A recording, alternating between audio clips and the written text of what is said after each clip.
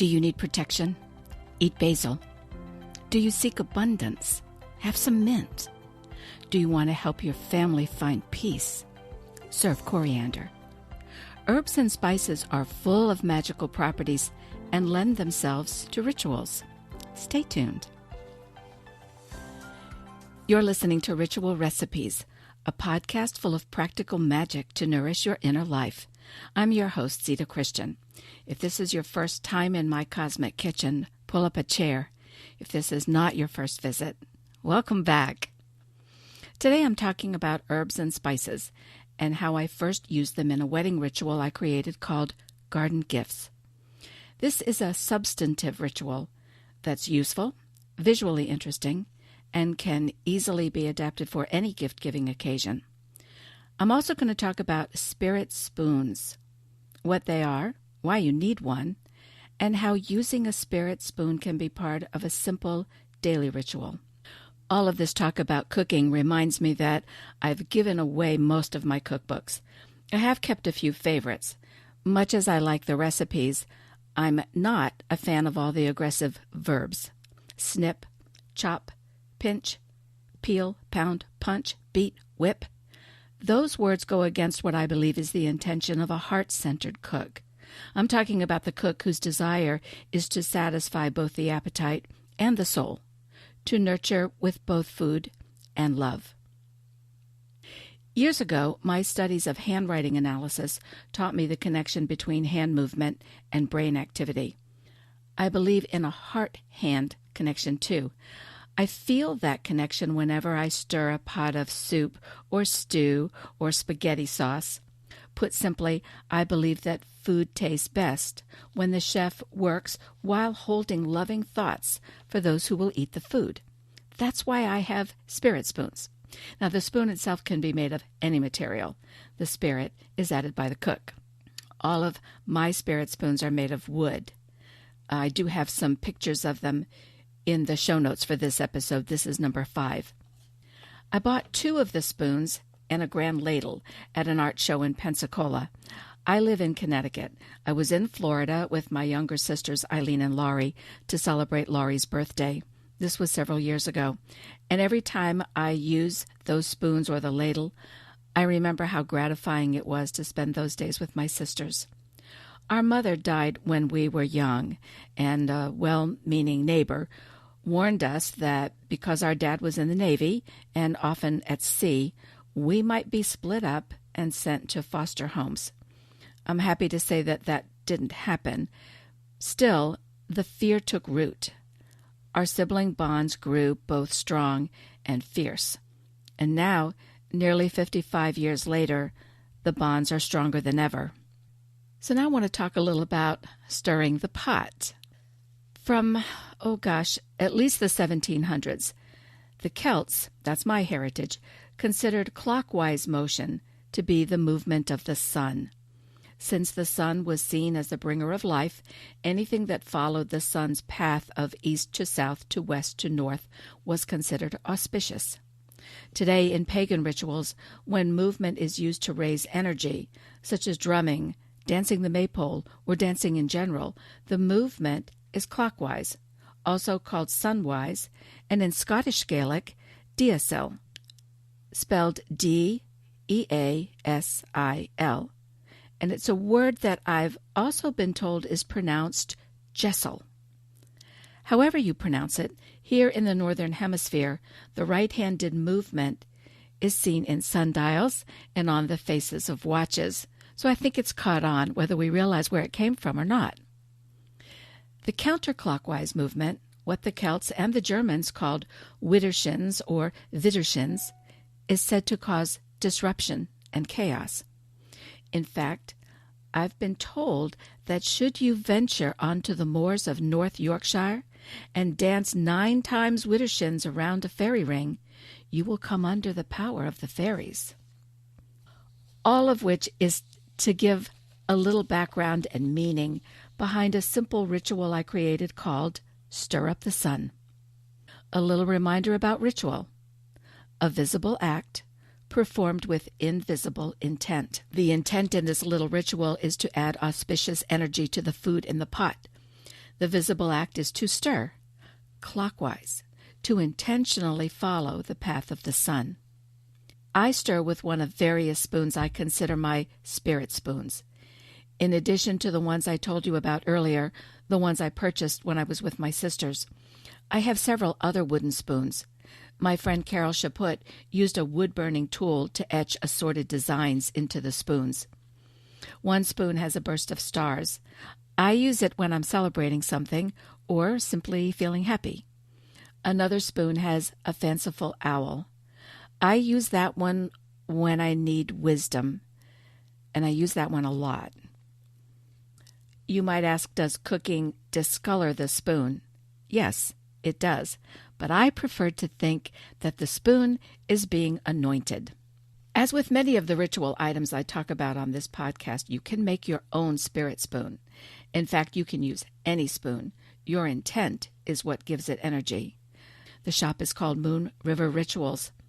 I start with a high-quality wooden spoon and then create the design and burn it into the wood. But I'm still practicing, so check back. Having your own spirit spoon can enhance your own cooking and your connection to the television series A Game of Thrones. You see, one of my favorite cookbooks is A Feast of Ice and Fire, the official companion cookbook to George R.R. Martin's A Game of Thrones. Co-authors Chelsea Monroe Castle and Sarianne Lehrer include a section titled Feasting in Style for readers who want to travel back in time and imagine themselves at Winterfell or King's Landing or places around and in between.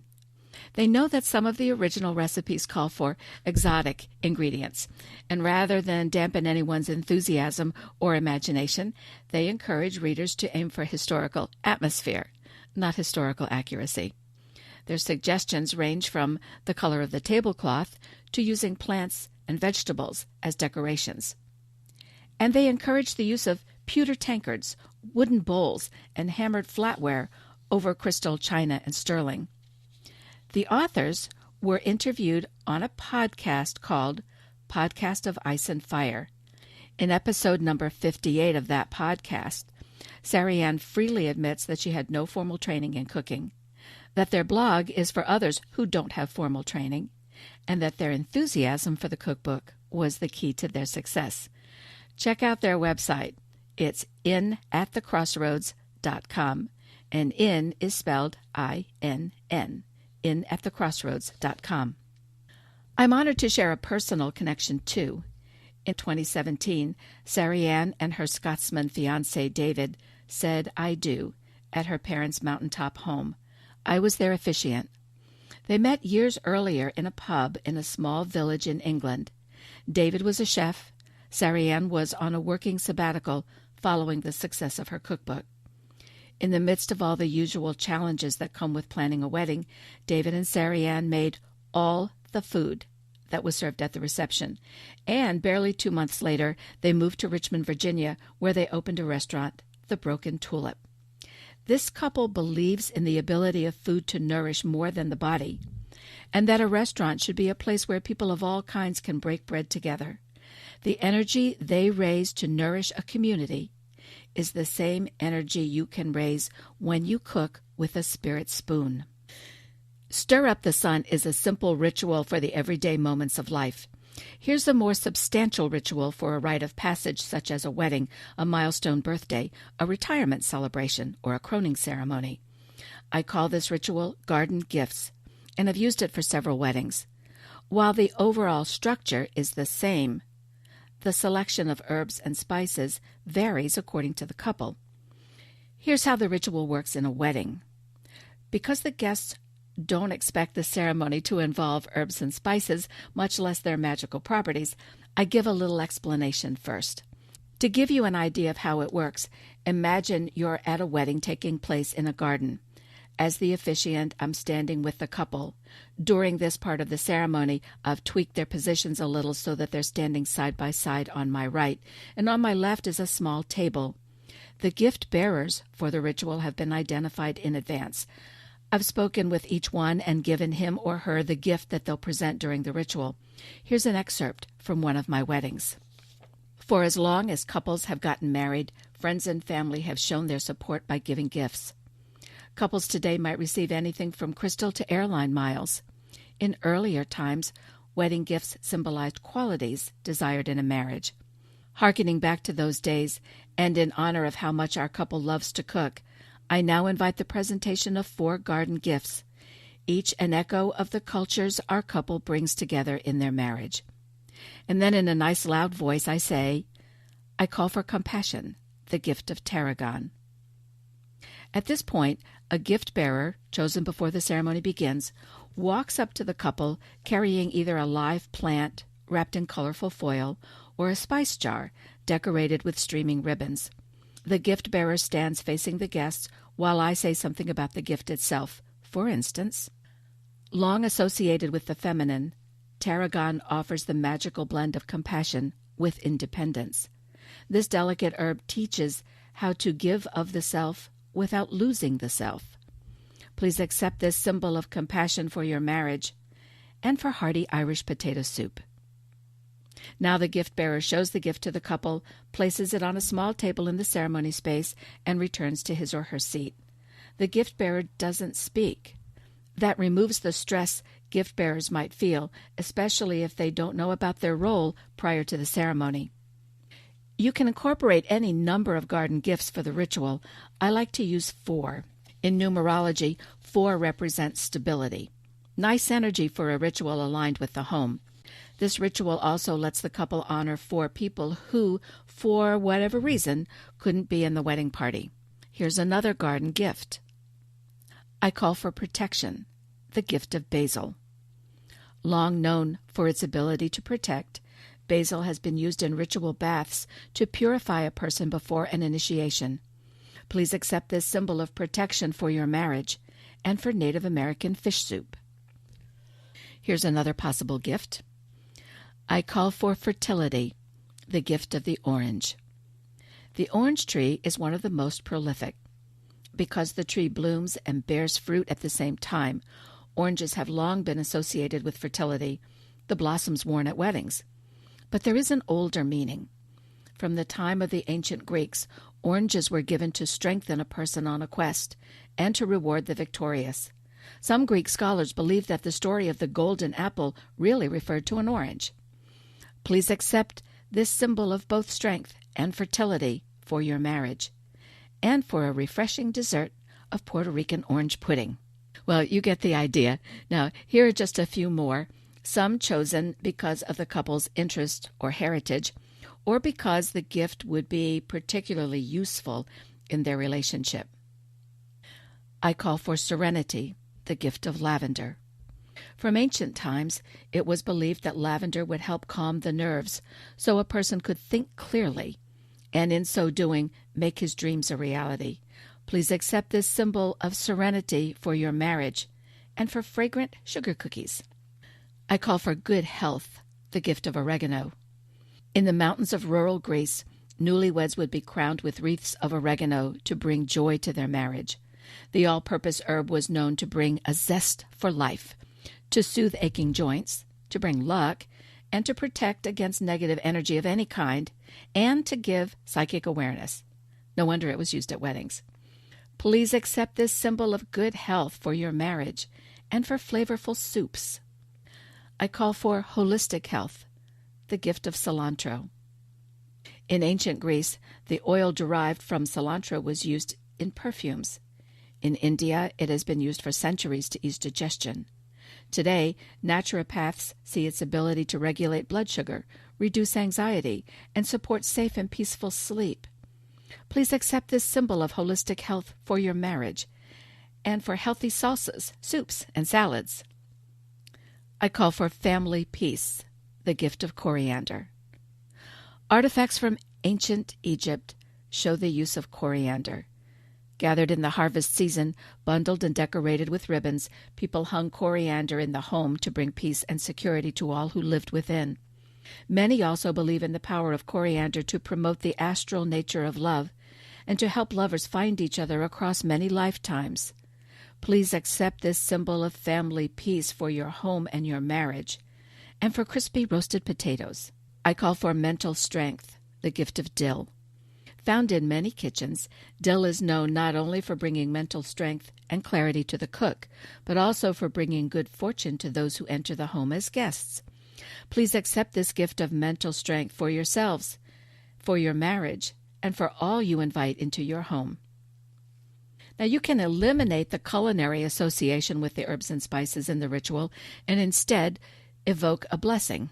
For example, here are the herbs used in the song Scarborough Fair, made famous by Paul Simon and Art Garfunkel. I call for success, the gift of parsley. In the ancient world, both the Greeks and Romans believed that feeding parsley to their horses would increase their speed and agility. A pregnant woman would bathe in water sprinkled with parsley for a quick labor and a healthy child. Please accept this gift of success. May every adventure in your future bring the rewards you desire. I call for wisdom, the gift of sage. From ancient times, people believed sage would bring wisdom to those tasked with important decisions. Some say the health of the sage plant itself reflects the health of the business affairs, since wisdom is essential for success that nourishes the soul. Please accept this gift of wisdom. May every decision in your future be made with insight and understanding. I call for fidelity, the gift of rosemary. For centuries, rosemary has been used in celebrations. People believed rosemary will strengthen the memory. The plant's association with fidelity comes from the belief that couples who never forget why they fell in love will always remain faithful to each other. Please accept this symbol of fidelity. May you remember the love you feel at this moment with every act of kindness, generosity, respect, and passion. And finally, I call for bravery, the gift of time. In the days of chivalry, a lady would present her knight with a scarf she had embroidered. Most often the design featured a bee hovering over a sprig of thyme, since thyme was the herb most associated with bravery. Roman soldiers exchanged it as a sign of respect. Today, many believe that if thyme is grown in the garden, the fairy folk will help the gardener confront any adversity. Please accept this symbol of bravery. May you always face the future arm in arm, heart to heart, knowing the roots you put down today will hold you fast. Of course, there are many other herbs and spices you can use. Don't be surprised if your research suggests alternate meanings for each. One meaning does not discount the other. On the contrary, I think different meanings suggest different ways to engage with the energy of the plant. When all of the herbs and spices have been presented to the couple, I close the ritual with these words. Later this evening, you'll share your first meal as a married couple. Whatever is on the menu, know that you are nourished by the gifts of, and then I name the 4 herbs or spices that were used in the ritual. As you can imagine, the garden gifts ritual can easily be adapted to celebrate a birthday, a retirement, a new home, or a croning to acknowledge the wisdom of an elder woman, or a saging to acknowledge the wisdom of an elder man. I'll tell you more about those rituals in future episodes. For now, you might be wondering where I get the information about these herbs and spices. Well, in addition to an extensive library on herbs and flowers and trees, I drew on 2 key sources for this ritual. One is my daughter, Laurie Nerona, an accomplished herbalist and esthetician, owner of Veriditas Beautiful Skin Therapies in Providence, Rhode Island, and yes, she does use herbs in her skincare. The other source is the book, A Compendium of Herbal Magic by Paul Beryl, and his last name is spelled B as in baby, E-Y-E-R-L. I have no affiliation with Paul Beryl, and I have an obvious affiliation with my daughter, but not a financial one. For the spices themselves, the Spice Mill in Manchester, Connecticut is my go-to source for freshness, variety, and education. Check out their website, espicemill.com, and yes, there is an E before the word spice. I have no affiliation with the Spice Mill either. I'm just lucky to live in the same town. 2 years ago, my little sister Eileen lost her husband to cancer. Just as the 3 sisters had often gathered at happier times, Laurie and I went to Virginia to surround Eileen. We spent most of the time in her kitchen. We cooked, we ate, we laughed, and we cried. Among the many dishes we made were my chicken soup and Laurie's lemon pasta. There was something life-affirming about cooking for each other. We slurped resilience from the soup, and we tasted joy in the creamy lemon sauce. We served love with every dish. When I talk about ritual recipes, I define it as a podcast full of practical magic to nourish your inner life. That's what Spirit Spoons and Garden Gifts are all about. I hope you've been inspired to dedicate a spoon and stir up the sun. And thanks for joining me. Ritual Recipes is a side dish of moonriverrituals.com. That's the mother website, where I've worked since 2012 as a certified life cycle celebrant to officiate more than 100 weddings, bless babies, perform vow renewals, conduct funerals and memorial services, and create seasonal rituals for private circles and public gatherings. For more about these rituals, visit the website moonriverrituals.com. Click on the Ritual Recipes tab. You'll find a drop-down menu with the show notes. This is episode number 5. You can find Ritual Recipes on Apple Podcasts, Stitcher, Google Play, wherever you feast on your podcasts. If you like the taste of this episode, please go to iTunes and leave a review. Better yet, subscribe. That way, you won't miss an episode, and it's the best way to help others find the show, and I would greatly appreciate it. I believe in the power of ritual. If you do too, or you just want to know a little more, please join me for the next episode and tell your friends. It's like sharing a recipe, a ritual recipe.